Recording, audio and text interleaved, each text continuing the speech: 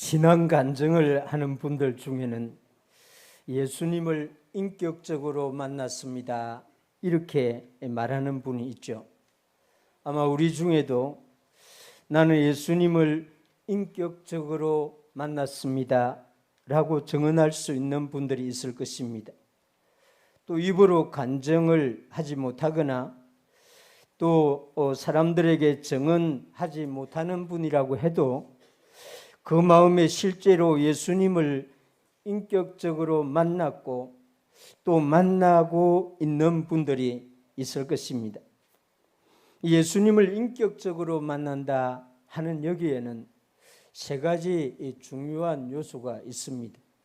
이 세 가지가 여러분들에게 여러분 마음 안에 나타나거나 있다고 하면 여러분들은 예수님을 인격적으로 만난 사람이고 또 예수님을 인격적으로 만나고 있는 그런 상태에 있을 것입니다. 첫 번째는 예수 그리스도에 대해서 듣는 것입니다. 여기서 아마 대부분 다 우리 여기 앉아 있는 분들은 이 지적인 요소, 예수님에 대해서 듣는 것에 예수님이 십자가에 달려 죽으시고 부활하셨다는 이 말씀은 다 들었을 것입니다.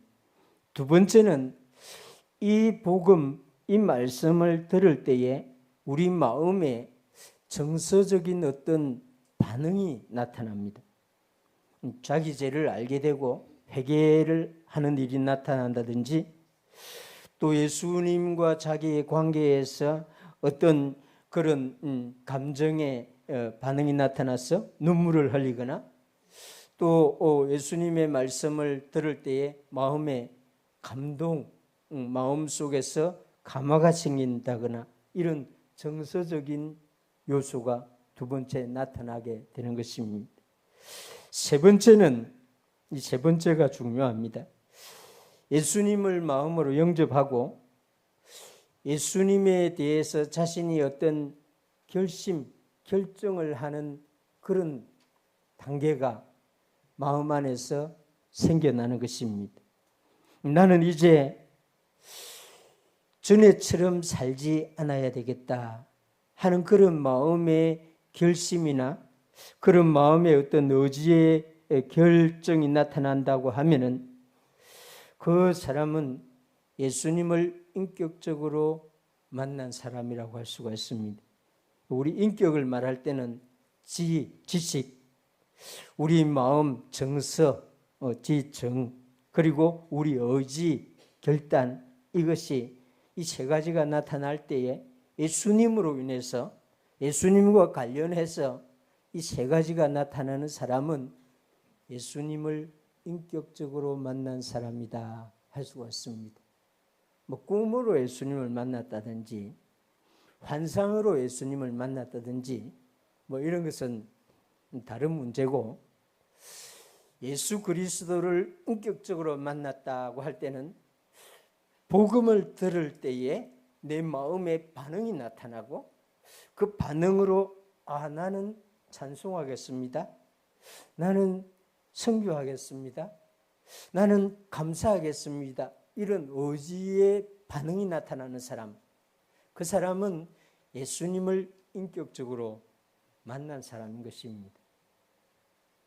아마 여러분들 자신을 돌아보면 나는 예수님을 만났구나 이렇게 확인할 수 있는 사람이 있을 것입니다. 꿈을 보지 않아도, 환상을 보지 않아도, 어떤 기적을 보지 않아도 이 세 가지를 가지고 있는, 세 가지가 마음에 나타난 사람은 그 강도가 강하든지 약하든지 희미하든지 어떤 형태든지 이 세 가지, 지정의 이 세 가지가 예수 그리스도 이름으로 그 마음에 나타났다고 하면은 그리스도를 인격적으로 만난 사람, 그렇습니다. 오늘 우리가 읽고 살펴보게 되는 말씀은 이 복음을 듣고 예수님을 알게 된 사람이, 그 마음의 감동을 받은 사람이 이제 그리스도인으로 살겠다고 그 의지를 나타낸 사람이 그리스도인으로 어떻게 살 수 있는가, 어떻게 살아야 하는가, 그것을 알려주는 말씀인 것입니다. 예수님을 인격적으로 만난 사람이라고 하면은 이 본문의 말씀에 아멘으로 그 마음에 응답을 하게 될 것이고, 그러나 아직 예수님에 대해서 인격적으로 만나지 못하고 있는 분이라고 하면은 이 시간에 성령님이 말씀을 들을 때에 그 마음에 예수님을 인격적으로 만나는 은혜를 주시기를 주님의 이름으로 축원합니다. 예수님을 만난 사람은 어떻게 살아야 합니까? 오늘 이 본문의 말씀을 따라서 제가 여러분들에게 설명을 해드리겠습니다. 먼저 첫 번째는 세월을 아끼며 살아야 합니다. 이렇게 말합니다. 15절 16절 말씀, 그런즉 너희가 어떻게 행할지를 자세히 주의하여 지혜 없는 자같이 하지 말고 오직 지혜 있는 자같이 하여 세월을 아끼라. 때가 악하니라. 얼마 전에, 오래전이 아닙니다.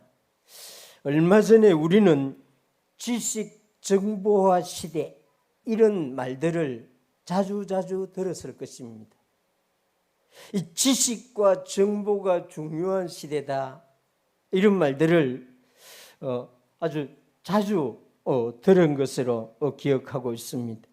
그런데 지금은 지식과 정보를 너무나 쉽게 얻을 수 있는 그런 시대가 되었습니다. 지식이나 정보가 힘이 되지 않는 그런 시대입니다.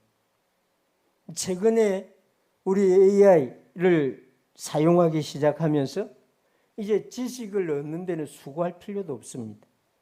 누구에게 전화해서 물어볼 필요도 없습니다. 이 정보를 얻기 위해서 무슨 큰 돈을 이렇게 사용할 필요도 없습니다. 이제 전문 지식을 소유하고 있는 분이라고 하면은 이 AI보다 자신이 지식이나 정보가 훨씬 적다는 것을 알게 될 것입니다. 여러분들이 목사에게 묻지 않아도 이 GPT나 제미나이의 말로 물어보면 척척 금방금방 대답해 줍니다.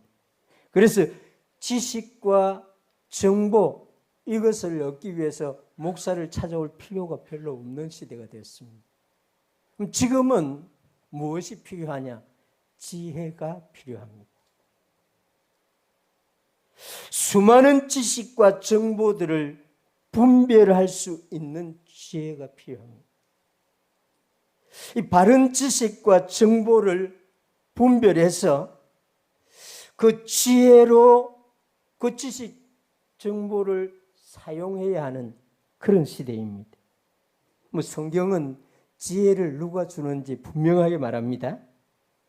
지혜는 주의 이름을 경외하는 것이 지혜다, 이렇게 말했습니다. 하나님을 알고 하나님의 말씀을 읽고 묵상하며 하나님이 주시는 지혜를 얻는 사람이 이제 이 시대에 필요한 사람이 되는 것입니다. 하나님을 경외하는 그리스도인이 하나님께 지혜를 얻어서 힘있게 살아갈 수 있는 시대가 우리 앞에 도래했습니다. 정말 지혜 있는 그리스도인들이 빛을 발할 수 있는 그런 시대를 하나님이 우리에게 주셨습니다. 믿을 수 있기를 바랍니다. 이 본문의 말씀은 예수님을 만난 사람이 지혜 있는 사람으로 살기 위해서 세월을 아끼라, 이렇게 말하고 있습니다. 우리는 하나님이 우리를 이 세상에 태어나서 살아가도록 해주신다, 이렇게 믿죠. 하나님이 우리에게, 각 사람에게 시간, 세월을 주신다고 믿습니다. 이렇게 믿는 사람이라면 자기에게 주어진 시간을 아무렇게 사용해서는 안 됩니다.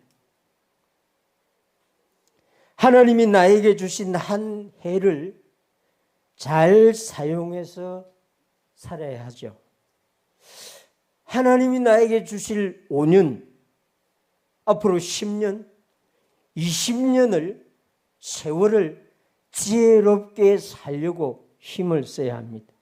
일주일의 시간도 하루의 시간도 허비하지 아니하려고 힘을 써야 합니다. 이 세월을 아껴서 살아가려고 하는 사람에게 꼭 필요한 것이 하나 있는데, 그것이 자신의 삶의 목적을 확실하고 분명하게 하는 것입니다. 감사하게도 저나 여러분들이나 우리 교회는 이 개혁주의 신앙을 추구하는 교회로서 우리 삶의 목적을 분명하게 갖고 있는 그런 교회입니다.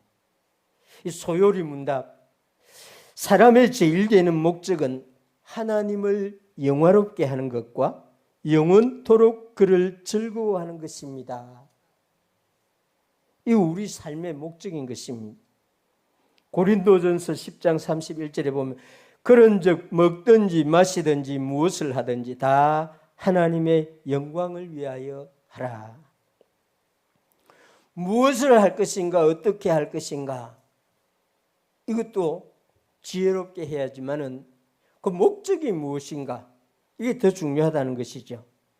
하나님을 영화롭게 하려고 하나님을 즐거워하려는 목적을 가지고 산다면은 우리는 세월을 아끼며 살아갈 수 있게 되는 것입니다. 은퇴한 분들이 하나님의 영광을 위하여 자신이 할 수 있는 것이 있다는 것을 생각해 보면 발견할 수가 있습니다. 나이가 많아서 힘이 없어지고 있는 분이라도 해도 하나님을 즐거워하는 생활은 할 수가 있습니다. 오늘 무엇을 하든지 그 일이 크든지 작든지 중요하든지 중요하지 않든지 목적을 하나님께 영광을 돌리려고 한다고 하면은 그 일은 세월을 아끼는 일이 될 것입니다. 직장에 일하러 가는 사람이 그 직장에서 주어지는 모든 일을 통해서 하나님께 영광을 돌리고 그 일을 통해서 하나님을 즐거워하게 된다고 하면은 그날 하루는 세월을 아끼는 그런 하루가 될 것입니다. 학교에 가는 학생이 주님이 나를 학교로 보낸다는 믿음을 가지고 주님께 감사하고 공부하는 것도 주님이 나에게 주신 것이라고 믿고 이걸 통해서 하나님께 영광을 돌리자고 한다면 그날 학교 간 그 시간은 세월을 아끼는 그런 시간이 될 것입니다. 운동을 하든지 휴가를 가든지 심지어 잠을 자든지 예수 그리스도를 믿는 우리는 다 하나님의 영광을 위한 목적으로 하나님이 주신 것으로 즐거워하면서 시간을 사용할 수 있고 세월을 아낄 수 있는 것입니다. 그래서 사도 바울이 에베소 교회를 향해서 예수님을 만난 사람들이여 세월을 아끼시기를 바랍니다. 아멘. 저와 여러분들 하루를, 한 시간을, 정말 10분을 아껴서 살 수 있는 하나님의 사람들이 되기를 주님의 이름으로 축원합니다. 두 번째는 오늘 이 말씀에 보면은 주님의 뜻이 무엇인가 이해하면서 살아라 이렇게 말합니다. 17절에 보면 그러므로 어리석은 자가 되지 말고 오직 주의 뜻이 무엇인가 이해하라. 이 말씀을 잘 묵상해 보면은 우리가 어리석은 말을 하고 어리석은 행동을 하고 어리석은 생각을 하는 것이 하나님의 뜻을 이해하려고 하지 못해서 하게 되는 일들이다 하는 것을 알 수가 있습니다. 그때 내가 왜 그렇게 말했을까? 그때 왜 내가 그런 행동을 했을까? 모든 그런 것은 어리석은 말이나 행동이죠. 그 이유는 주님의 뜻을 생각하지 아니하고 말하고 행동하고 생각했기 때문인 것입니다. 하나님은 바울을 통하여 어리석은 일을 줄일 수 있는 방법을 알려주는데 오직 주의 뜻이 무엇인가 이해하라 그런 것입니다. 이것을 마음에 새기고 이 말씀을 그때그때 묵상한다고 하면은 우리는 어리석은 일을 반복할 수밖에 없지만은 줄일 수는 있습니다. 바울이 데살로니가 교회에 보낸 말씀에서 하나님의 뜻은 이것이니 너희의 거룩함이라 이랬습니다. 하나님의 뜻은 다른 게 아니고 우리의 거룩함이라고 말합니다. 이 거룩하여지는 것은 우리가 올해 교회 표어로 삼고 있습니다. 하나님의 말씀과 기도로 거룩하여진다 이랬습니다. 이 성경을 읽는 일은 하나님의 뜻을 이해하는데 절대적으로 필요한 일입니다. 하나님의 말씀을 듣고 묵상하는 일은 하나님의 뜻을 이해하는 데에 반드시 실천해야 되는 일입니다.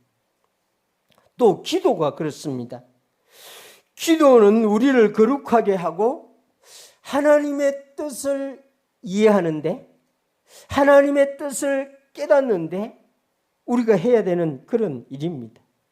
이 기도에는 두 가지 아주 중요한 면이 있는데, 하나는 기도를 하면은 주님이 우리를 만족하게 해 주십니다.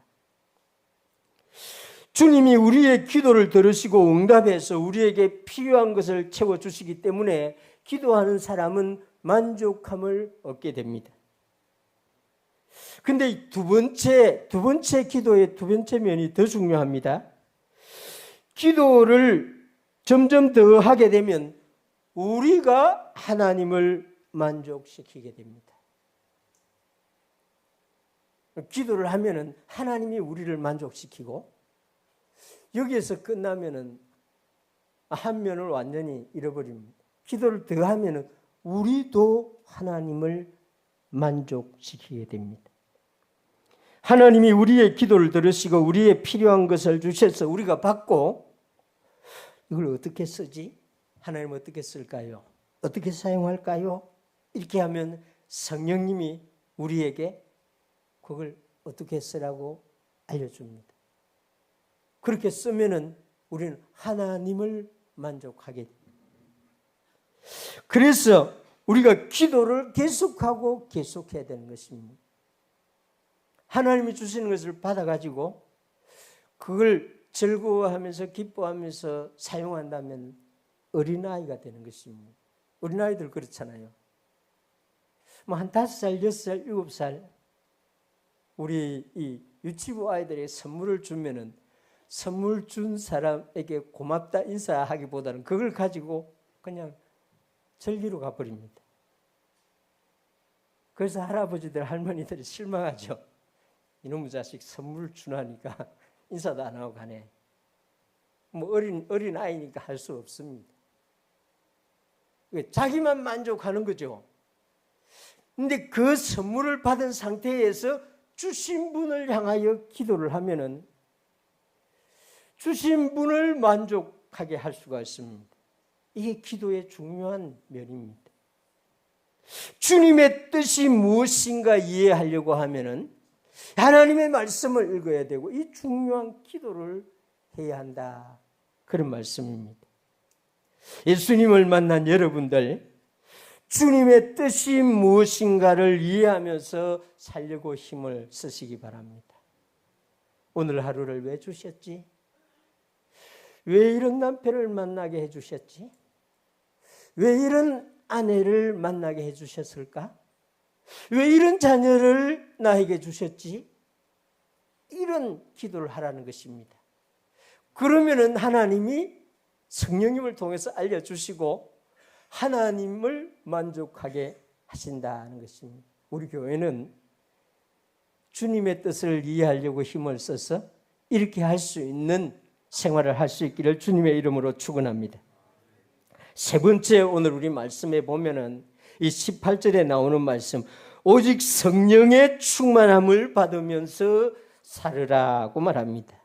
18절 보면 술 취하지 말라, 이는 방탕한 것이니 오직 성령으로 충만함을 받으라.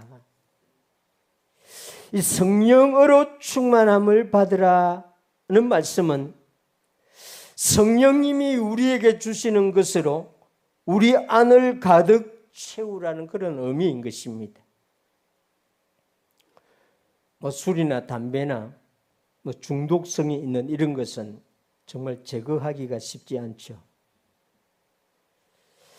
오늘 우리 시대에 이 스마트폰은 정말 중독성이 강한 것이라고 합니다. 여러분들 스마트폰을 사용할 때 거기 보면은 내가 오늘 유튜브를 몇 시간 사용했는지 그거 볼 수 있는 거 있잖아요. 여러분들 한 번씩 보시기 바랍니다. 의외로 여러분들이 생각하는 것보다 훨씬 많은 시간 이 유튜브를 사용했다는 걸 알 수가 있습니다. 그 한계점을 넘어가면 여러분들 중독된 겁니다. 물론 이것은 유용하게 쓰면 너무 좋습니다. 신앙 간증이라든지 또 교회가 어떻게 돌아간다든지 한국 교회에 어떤 일들이 일어나고 있는지 이런 거 막 스마트폰에 볼 수가 있습니다. 또 우리가 가지 않아도 유명한 강사들의 세미나 이런 것도 이 스마트폰으로 볼 수가 있습니다. 이런 거는 우리가 사용해야 되죠. 그런데 쓸데없는 걸 보면서 시간을 보내면 중독이 됩니다. 이 중독에서 벗어날 수 있는 방법이 지금 18절에 말하는 것인데 오직 성령으로 충만함을 받으라 하는 것입니다. 우리 중에 술 취해서 또 이 담배, 골초, 니코틴에 중독되어서 그런 분은 없을 것입니다. 담배 피우는 거나 술 마시는 거나 이거 죄 아닙니다. 할 수 있어요. 그러나 이것은 우리 몸을 좋지 않게 만들기 때문에 우리 한국 교회가 이걸 하지 말자 결의한 것입니다. 우리 선배들이. 근데 담배 피운다고 이 사람 죄를 짓는다거나 교회 다니면서 술 마셔도 되나 이런 식으로 말할 필요는 없습니다. 그 대신 성령으로 충만함을 받으면 그럼 하고 싶은 마음이 아예 들지 않습니다. 평생을 담배를 피워 오셨던 우리 아버지도 어느 날 갑자기 담배를 끊어버려요. 왜 끊은 자기도 몰라요. 성령이 충만함을 받아서 그렇습니다. 성령님이 주신 은혜를 받아서 막 하기 싫은 거예요. 그래서 지금 사도 바울이 에베소 교회를 향해서 예수님을 만난 여러분들 오직 성령으로 충만함을 받는 생활을 하시길 바랍니다. 오직이라고 하는 말을 넣어놓은 걸 보면은 우리로 하여금 성령으로 충만함을 받는데 마음을 다하라 그런 의미인 것 같습니다. 이 오직이라고 하는 말을 성경에 가끔 쓰는데 여기 성령 충만에도 오직이라는 말을 넣어놓은 걸 보면은 우리가 다른 것을 의존하려고 하지 말고 성령을 의존하는 데 힘을 쓰라 그런 말씀인 것 같습니다. 이 성령님이 주시는 것으로 우리 마음이 충만하게 되면은 우리는 주님이 주신 새 생명의 삶을 힘있게 살아갈 수 있게 되는 것입니다. 거듭나기 전의 생활이 아닌 거듭난 후의 생활, 예수님을 인격적으로 만난 그 다음의 발걸음을 담대하게 힘있게 걸어갈 수 있는 것입니다. 성령님이 부어주시는 세례는 우리를 충만하게 하고 성령님이 부어주시는 기름 부음은 우리를 충만하게 하고 성령님이 주시는 감동은 우리 마음을 뜨겁게 하십니다. 성령님이 주시는 사랑, 희락, 오래 참음, 자비, 양성, 충성, 온유, 절제 이런 것으로 우리 마음을 가득 채우라 이렇게 말합니다. 그럼 어떻게 하면 됩니까? 어떻게 하면 성령으로 충만한 생활을 할 수 있지요? 어려운 게 아닙니다. 그래서 성경은 이걸 별로 자세하게 가르쳐 주지 않습니다. 우리 마음을 성령 충만함 받기로 결심하거나 사모하거나 갈망하거나 원하면 되는 것입니다. 하나님이 우리에게 주신 의지, 우리에게 주신 의지로 성령으로 충만함 받기를 원합니다. 내 안에 세상의 것들로 채우지 않고 성령님이 주시는 것으로 채우기를 원합니다. 이런 소원을 가지면은 성령께서 우리 마음을 충만하게 해주십니다. 그래서 성경이 이걸 무슨 1, 2, 3 항목을 가지고 설명해 놓지 않았습니다. 너무 쉬우니까. 예수님을 만난 사람들은 누구든지 성령으로 충만한 생활을 할 수 있습니다. 저와 여러분들 이런 생활을 하면서 살아갈 수 있기를 주님의 이름으로 축원합니다. 오늘 우리가 읽은 말씀의 네 번째는 이 피차 복종하며 살아라고 합니다. 이 19절에서 21절 말씀은 약간 복잡한데 제가 읽고 설명을 해드리겠습니다. 19절에서 21절 시와 찬미와 신령한 노래들로 서로 화답하며 너희 마음으로 주께 노래하며 찬송하며 범사에 우리 주 예수 그리스도의 이름으로 항상 아버지 하나님께 감사하며 그리스도를 경외함으로 피차 복종하라. 이 사도 바울이 논리적으로 설명하는데 약간 성령에 충만하고 약간 오버가 되면은 이 논리를 약간 섞어가지고 설명하는데 이 에베소서 이 부분이 그렇습니다. 지금 이 19절에서 21절의 말씀은 두 가지를 동시에 설명합니다. 하나는 하나님과 나와의 관계를 설명합니다. 두 번째는 성도와 성도의 관계를 설명합니다. 하나님과 우리의 관계는 이렇게 하라고 말합니다. 너희 마음으로 주께 노래하며 찬송하라. 범사에 우리 주 예수 그리스도의 이름으로 항상 하나님께 감사하라. 그리스도를 경외하라. 우리 예배가 이런 거 아닙니까? 우리 찬양팀이 마음으로 주께 노래했지 않습니까? 지금 우리가 하나님께 감사하고 있지 않습니까? 지금 우리가 예수님을 경외하는 마음으로 예배를 드리고 있는 것입니다. 하나님과 우리의 관계에서는 이렇게 하라고 말하는 것입니다. 우리가 성령님을 따라가면은 우리는 자연스럽게 영적인 이런 하나님을 찬송하게 되고 하나님께 감사하게 되고 그리스도의 이름 앞에 경외심을 갖게 되는 것입니다. 근데 두 번째 여기 말씀 안에 그리스도인과 그리스도인의 관계를 설명하는데 시와 찬미와 신령한 노래들로 서로 화답하라 이렇게 말합니다. 이 말은 성령님이 주시는 아름다운 모든 것을 서로 나누라 이런 말입니다. 서로 대화를 하고 서로 교제를 할 때에 이 시와 찬미와 신령한 노래들로 서로 주고받고 하라. 무슨 말이냐 하면은 주중에 성령님이 주신 좋은 일이 있다고 하면은 그것으로 교회에서 대화를 서로 나누라 그런 것입니다. 우리 소망의 회원들, 이해전도의 회원들, 이 사회전도의 회원 여러분들, 어제 그 아름다운 정말 올 들어 제일 좋은 날이었습니다. 미세먼지 거의 제로, 정말 화창하고 따뜻한 기온, 이날 서로 체험한 은혜들을 점심 먹으면서 서로 나누라. 이게 지금 시와 찬미와 신령한 노래들로 서로 화답하라 그런 말입니다. 성령님이 감동을 주셨다고 하면은 우리는 이걸 가지고 식탁에서, 카페에서, 우리 집에서, 길에서 서로 나누라는 것입니다. 하나님이 우리 마음속에 감동을 주시고 하나님이 우리에게 은혜를 주셨으면 그걸 자기 혼자 가지지 말고 자녀들에게 오늘 이런 좋은 일이 있었단다. 하나님이 이런 축복을 주셨단다. 나누라는 것이죠. 그리고 이 마지막 말씀이 중요합니다.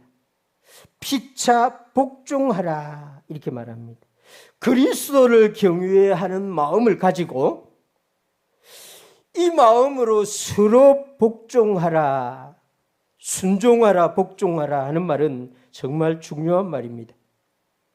그리스도 예수 안에서 어떤 사람이 말하든지 성령님이 그 사람을 통해서 나에게 하는 말씀이다, 이런 생각을 가지라는 말입니다. 모든 문제는 서로 피차 복종하면 거의 사라집니다.